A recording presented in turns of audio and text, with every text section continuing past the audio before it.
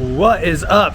Today I have the HovAlpha e-bike. Alphas only, no betas allowed on this thing. And I think it might be properly named here because looking at the specs, I'm impressed. So we're gonna see, does it live up to the hype? You know, it's a big old fat tire. I almost say like off-road, maybe hunting style, in the woods.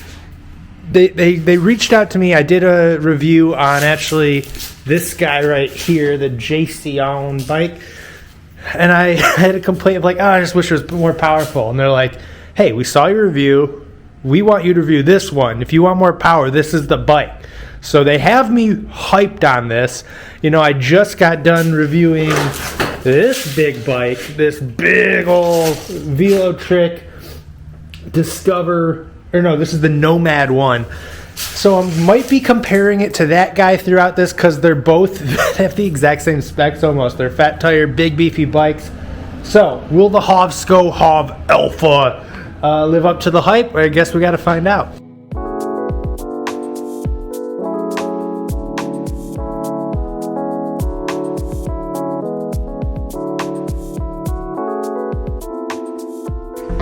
What is going on? Day 2 here. We have officially built up the Hovsco Alpha and we're ready to take it for a ride. But before we do that, as I do in basically every e-bike review that I do, we're gonna go over the parts, just let you know what I like, what I like seeing on these e-bikes, what's a good, like reliable part versus not. Maybe I wish they would have upgraded that. We're gonna go through it and then we're gonna go for a ride. So let's take a look. So we're gonna start up here in the cockpit, where they nailed it. They really did. I gotta give it points when I see parts that aren't just copy and pasted from other e-bikes. Like this display, sure, does someone probably have a similar one out there? Maybe, but I haven't seen it, and I love seeing a cool, unique looking display. And it's got color, it's got everything you need. You can go through your different levels of pedal assist. If we look at the controller too, very nice package. You don't have like you know, separate parts. Here, follow me real quick. Let's just quickly go over all the e-bikes I have here. So I think Rattan does a good job. They keep everything in one package here. You got your pedal assist, you got and then some buttons hidden on the side. You look at this Velotric here, you got one thing with everything on it, but a lot of things you have to double tap or go through to find. Then you go to something like this. Actually does a great job because they, instead of using the side buttons, even though it has them, you have like alt buttons here to do like your light and horn and stuff. All that to say is how great it is having it in one package here. You don't see it. Like none of the other e-bikes I own have that. So got to give it a thumbs up for that. And this throttle is also pretty unique too. I've never seen one like this. It works just fine. It's pretty nice. Almost just sent the bike flying. I forgot it was on level 5 right now. Let's turn it down. So you could hit that for the throttle. So all said and done, great setup here. You got your headlight up here too. So you're good to go for some night riding. And that leads me into the next part. Let's talk about these brakes. Now these are hydraulic disc brakes, which again, really good job. This Zoom brand has taken over e-bikes. They're kind of like the higher end parts when compared to other like China e-bike brands. They're the high end version of that. That's how I'd kind of frame them. Like it's not Shimano, it's not Tektro, it's Zoom. And Zoom is cool though. They actually do have quality parts that I would compare to some other like nicer mountain bike even equipment. So I like seeing Zoom on here. It's a good thing. Even though I just said it was like a China brand or whatever, I don't mean that in a negative way. Speaking of Zoom, we do have a pretty impressive front fork. It's very variable, so you can have your preload set here. Great for off-roading actually, because you could set the sag and how deep this goes down. You can kind of see where the oil ring is. So even with me as a heavier rider, I still got plenty of room in case I'm doing some off-roading. You got your lockout, which is pretty standard, but it's good to have. And then, yeah, it's really thick stanchions, and it can fit this fat tire wheel, which I love to see. It's really, really, really good. Like, honestly, I really am impressed by the Zoom product, so I like seeing them on here. Small things that I give it thumbs up for are like really nice grips. Like, these are very comfortable, ergonomic. Like, you don't see that, like, usually you're getting the cheapest of the cheap, but I actually really like these grips. Even into things like the handlebars, aggressive mountain bike style handlebars on this thing that I really like too. Like, I keep giving it thumbs up on stuff. The frame even too has a decent geometry to it where I would honestly take this mountain biking. Like, I think it's got a good setup for that. Now, it gets a little iffy when you talk about maybe just casually road riding. I'll still probably use it for that, but you know, it is made for some off-road terrain, I think, and it's powerful too. We'll get to that in a moment. But let's finish this parts check. We do have a badass 20 amp hour battery. You love to see it built into the frame. It's got a lock up here, so it's not going anywhere if you are bouncing around out there. You got a place to mount a water bottle if you're going on a long adventure. Love it. You got some decent pedals here, mountain bike style pedals. Again, just really playing into the outdoor off-road aspects of this bike here. Moving to the drivetrain, gonna ding it a little on this chain ring. It's just a little cheap, but you could swap that out down the road, and honestly it's totally fine on an e-bike. Small things like nice Jaguar casing for the cables. We have a tourney, is it 7-speed, I think?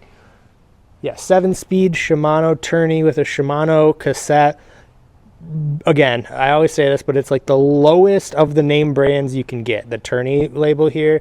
The next step up would be Atlas, it's called, and then so on and so forth. It'll do the job. Obviously, you're not trying to cut weight on your e-bike, and obviously shifting fast at a hill is not an issue because you got the motor to do the work for you. Getting to the motor, we have a Suto branded motor with 750 watt average and 1200 peak, and let me tell you, this thing peaks.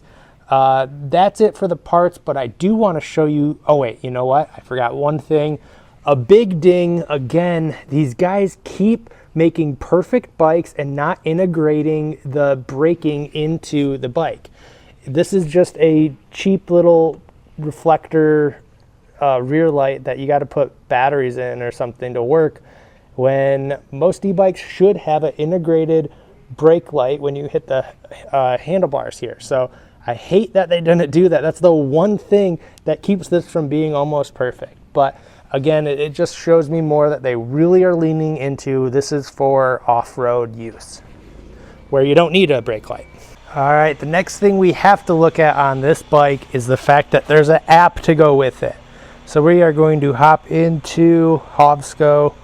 I've already got everything set up. It's very easy. You follow the directions. There's a scan QR code here. Don't throw that away. There's a label on this thing that you do need to set this up. So make sure you keep the code on here, because I threw mine away and had to go digging in the box to scan it. So don't be like me. We're gonna go ahead and go. This is cool. You can, you have like an alternate display and like mount this to your handlebars. And then it just kind of gives you a readout of everything. We have your settings in here too, which is what I mostly wanted to show you. Sorry if there's a lot of background noises. But anyway, right here you can actually change it from a class 2 to a class 3, which is huge. Because some places are very strict on the legality of the e-bike. So technically a class 3 is not supposed to have a throttle, but you could take the throttle off, turn it to class 3 mode, and then all of a sudden you have a class 3 e-bike. Maybe you're on class 2, you just toggle it back to class 2. But what's cool, if you're taking it off-road or a place without any rules, you can leave the throttle on and switch it to class 3, and this thing will go almost 30 miles an hour, which is awesome. I love that they let you do this and kind of just like trust you to be an adult and do the right thing. If you're in a place where there's rules, follow the rules, but if not, have a little bit of fun. So enough rambling, let's take this thing for a ride.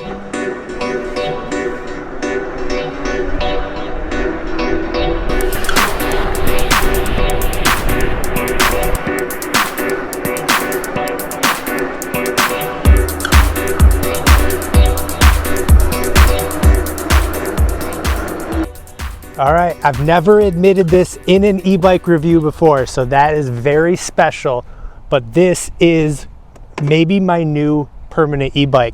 I'm having that much fun on this thing. It checks every single box. It's powerful, it is fast. I've even gone down to class 2 and it's still just perfectly fine. Like, this thing rules. Like, I don't know what else to say. Like, that is such a big thing for me to give it that stamp, because I've reviewed a lot of e-bikes. Before this, my favorite bike was, believe it or not, my folding Ratton LM750, which was also very fast and was folding and just kind of perfect for a little bit of everything. I still like that bike just fine. It's just, I've replaced some parts, and you know, this though, I just feel like I'm having more fun, like actually riding. The other one is more moped style, perfect for like cruising around throttle. This one, I actually feel like I want to pedal and just like rip through things. Now there's a couple trade-offs I just found. Sorry if there's a lot of wind noise, but anyway, the like, man, I really wish that chain ring I mentioned earlier was bigger, and here's why. I'm gonna flip my camera around. If this was bigger and maybe had a bigger or smaller rear cassette, that's hard to do because we're already on like the smallest it can go, and they don't make it much smaller. But if this was bigger, it would allow for a little bit less ghost pedaling. And what I'm running into is I'm going pretty fast, and the motor's got more to give me, but it'll only give it to me if it can sense me pedaling. And since I am like running out of pedaling to do, it's not giving me it. So hopefully that makes sense. I'm trying to put that in layman's terms, but basically it's just, if I had more pedaling, I'm going too fast, so like I'm basically just spinning my wheels, whereas if I had a bigger chain ring, I'd have more power to give and have a little bit more fun at high speeds. Small complaint for sure, but worth mentioning. Woo! Okay, time to do a little bit of testing. Not that this bike needs it, but I always like to do like a flat straightaway test and a hill test. So those are up next. First is that flat straightaway test. What we're gonna do, let me flip the camera back around. I'm gonna wheel this over here to this road that is basically flat but slightly uphill. Just to give it a little bit more of a challenge. And what I'm going to do is I'm going to lay on the throttle only at 5 speed, and it's going to carry me, a 240-pound person, and we are going to see just exactly how much power it has with no pedaling. All right, so here we go.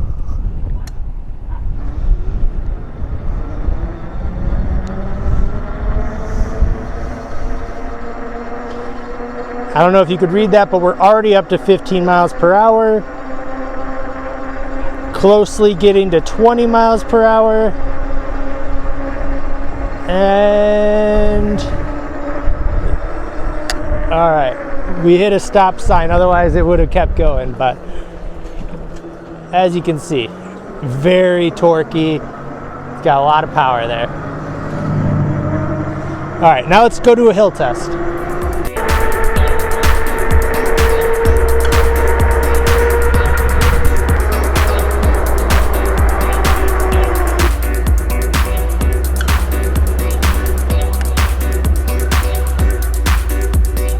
Okay, it is time to do our hill test here. As you can see, hopefully it's showing up on camera, pretty decent hill here. And what we're gonna do is we're starting halfway up it just to give it a little bit more work that it has to do. So we're gonna start on an incline, give it just the throttle, and see how well it can handle and how much power it can give. And just, you know, for a base point, I'd say on average when I do this, it only gets to about 8 miles per hour, sometimes 10 or 12 on a more powerful bike. So we'll see what it does here. Ready? And lift off. Woo. A little bit of stutter start, but we are already cruising. It doesn't even feel like we're on a hill. Instantly at 10, 11, I feel it maybe maxing out, 13, still going up the hill, 14 miles per hour, and capping out at about 14 miles per hour on the hill test. But definitely more than enough power to get us to where we need to go here. and we are now going. Now we're back to some flat, slightly uphill ground, and again, just crushing it. This thing has power. A big shout out to Hovsco, because it was a bold claim reaching out to me and saying, what'd they say? They said they saw me complain about another e-bike not having enough power, and they sent me this one, and let me tell you, it's living up to it.